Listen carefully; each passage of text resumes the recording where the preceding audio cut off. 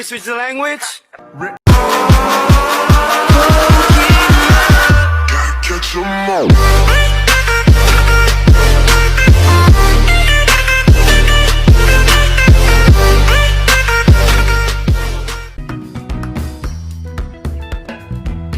Assalamualaikum warahmatullahi wabarakatuh. Perkenalkan, saya Nabilah Mai Hendra dengan NIM 21105422020. Saya akan membahas materi mengenai pembangunan ekonomi menurut para ahli. Menurut pakar ekonomi pembangunan asal Indonesia, Lincoln Arsyad, ekonomi pembangunan adalah bidang studi dalam ilmu ekonomi yang mempelajari tentang masalah-masalah ekonomi di negara-negara berkembang dan kebijakan-kebijakan yang perlu dilakukan untuk mewujudkan pembangunan ekonomi. Selanjutnya, menurut Adam Smith, ekonomi pembangunan adalah proses perpaduan antara pertumbuhan penduduk dan kemajuan teknologi.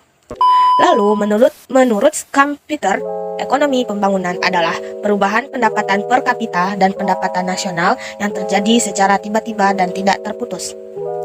Selanjutnya, menurut Sadono Sukirno, ekonomi pembangunan adalah proses untuk meningkatkan pemasukan atau pendapatan per kapita suatu negara dengan cara mengolah potensi ekonomi menjadi real.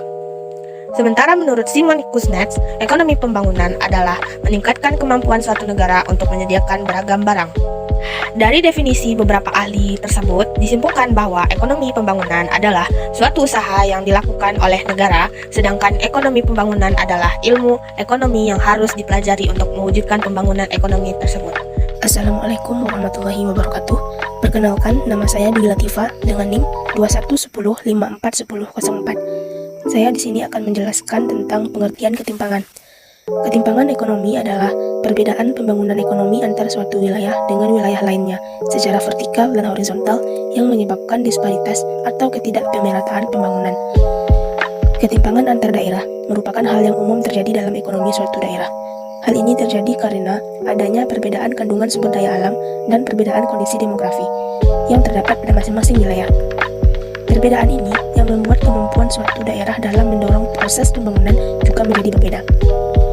Menurut Kuncoro, ketimpangan mengacu pada standar hidup yang relatif pada seluruh masyarakat.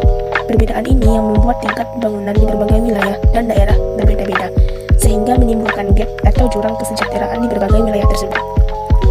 Berikut beberapa definisi ketimpangan menurut teori para ahli. 1. Menurut Andrinov Ashaniago, ketimpangan adalah buah dari pembangunan yang hanya berfokus pada aspek ekonomi dan merupakan aspek sosial. 2. Menurut Budi Winarno, ketimpangan merupakan akibat dari kegagalan pembangunan di era globalisasi untuk memenuhi kebutuhan fisik dan psikis warga masyarakat. 3. Menurut Jonathan Houghton dan Sihadur Erkan, ketimpangan adalah bentuk-bentuk ketidakadilan yang terjadi dalam proses pembangunan. 4. Roy Hatto Aswida, ketimpangan sering dipandang sebagai dampak residual dari proses pertumbuhan ekonomi. Salah satu tujuan pembangunan ekonomi adalah untuk mengurangi ketimpangan. Peningkatan pendapatan per kapita memang menunjukkan tingkat kemajuan perekonomian suatu daerah. Namun, meningkatnya pendapatan per kapita tidak selamanya menunjukkan bahwa distribusi pendapatan lebih merata. Faktor-faktor yang menyebabkan ketimpangan ekonomi: 1. Perbedaan kandungan sumber daya alam. 2. Letak demografis. 3. Tidak lancarnya pendistribusian barang dan jasa. 4. Tingkat pengangguran. Dan kelima, tingkat pendidikan. Assalamualaikum warahmatullahi wabarakatuh. Baiklah, saya Dea Amanda Putri, BP 2110543006, akan menjelaskan tentang cara menghitung ketimpangan ekonomi antar wilayah. Cara menghitung ketimpangan ekonomi antar wilayah menurut Williamson, yang pertama yaitu menghitung PDRB per kapita, yang mana membandingkan antara PDRB dengan jumlah penduduk. Yang kedua yaitu peluang penduduk, yang mana membandingkan pendapatan perorangan atau personal income dengan jumlah penduduk. Yang ketiga yaitu simpangan nilai tengah pendapatan per kapita, yang mana membandingkan rata-rata pengeluaran per kapita penduduk dengan jumlah pendapatan rata-rata penduduk. Atau bisa kita hitung dengan cara PDRB per kapita dibagi dengan PDRB rata-rata. Yang keempat yaitu kuadrat simpangan nilai tengah pendapatan per kapita dengan mengurangi rata-rata pengeluaran per kapita penduduk dengan jumlah pendapatan rata-rata penduduk yang dikuadratkan. Yang kelima yaitu peluang penduduk dikali dengan kuadrat simpangan nilai tengah pendapatan per kapita atau peluang penduduk dikali dengan kuadrat simpangan.